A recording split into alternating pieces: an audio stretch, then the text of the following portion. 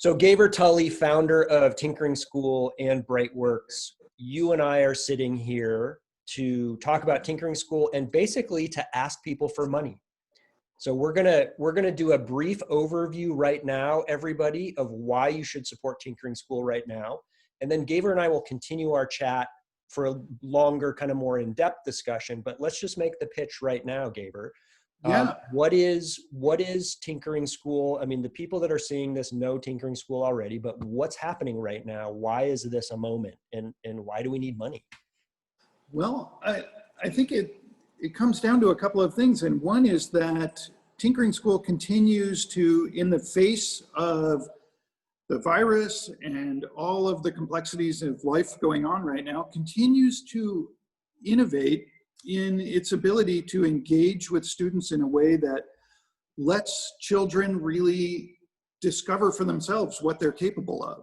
And to do that, to continue to do that, and to offer it to families who don't have the financial means, we need ways to sort of cover the cost of doing that well.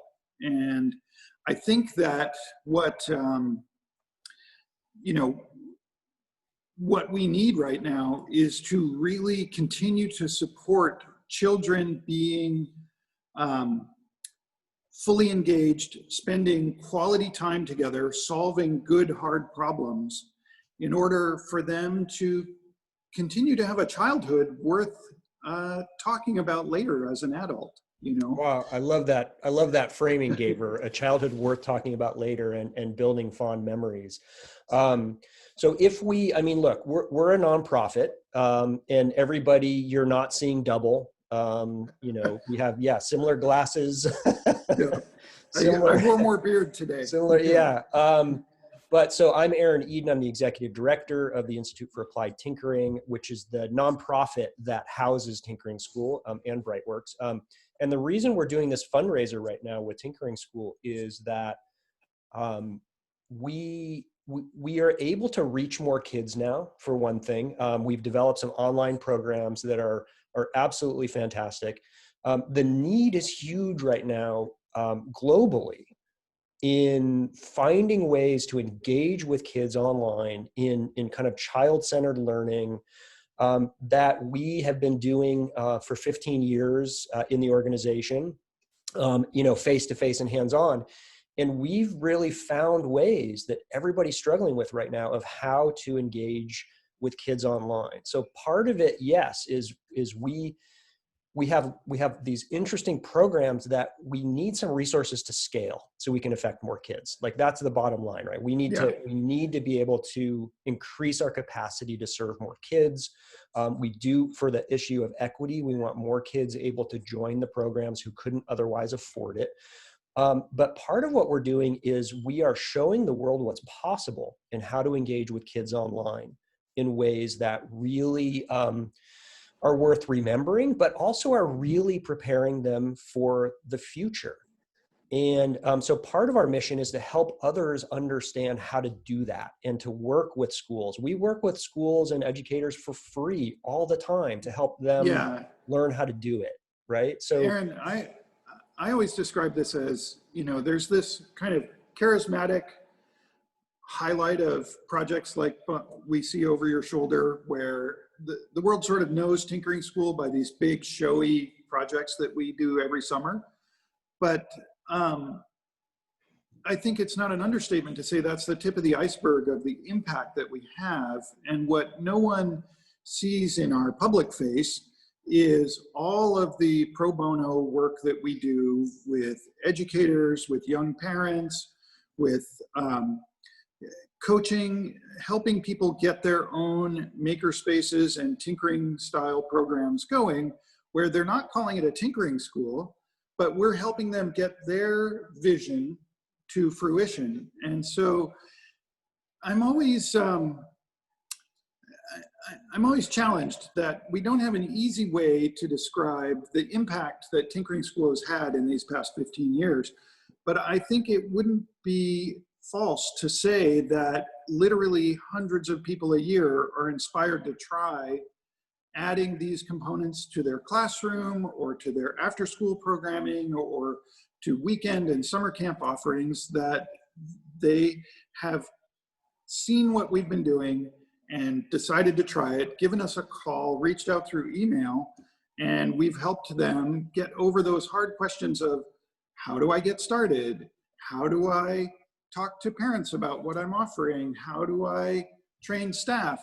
All of these questions that we've answered for free for more than a decade. So basically, yeah, so we're at a moment, right? I mean, we have discovered that our face-to-face programs, they work online. And not only do they work online, but the adaptations that we've done with the kits we're able to send people, the Mars mission, which I wish we had some pictures to share here, but where kids can drive these robots in the Mars crater that Tinkering School kids built, right? Alumni of our program built this amazing crater where robots can drive around as if on Mars with the people from NASA and the Jet Propulsion Lab working with our kids. I mean, we're a small, scrappy outfit, and we have an opportunity to really start to scale our ability to impact kids, show what's possible in the world of education, and impact more educators to help the shift we all know needs to happen in education. So there's going to be a link in the description of this video, but you can go to tinkeringschool.org and hit the donate button on that page. But there are some interesting kind of gift levels that people can help guide their donation to Tinkering School. But for those of you that are able right now, you can really help change education globally by giving money here. And you can help individual kids get access to an enriching, fun, engaging experience that many are not having right now through your donations. So give big, give often, right?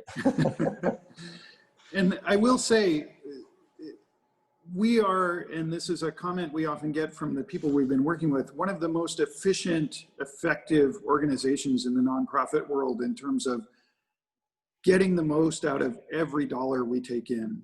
We run so lean and mean that I really feel confident when people give us donations that money is going to the programs that are affecting kids' lives directly. Absolutely. Yeah. All right, Gever, we will send this message out to folks and let's get back to work. I think you're working with the Mars team to work on version 2 of the robots to fix some technical issues. We've doubled the size of the Mars lava tube, and it's now a full 45 by 30 feet. So amazing. Yeah. So we'll share some video of that with folks soon. Yes. Yeah. Yeah. Excellent. All right. Very good. All right, Gever, thanks so much. Thanks everybody, and take care.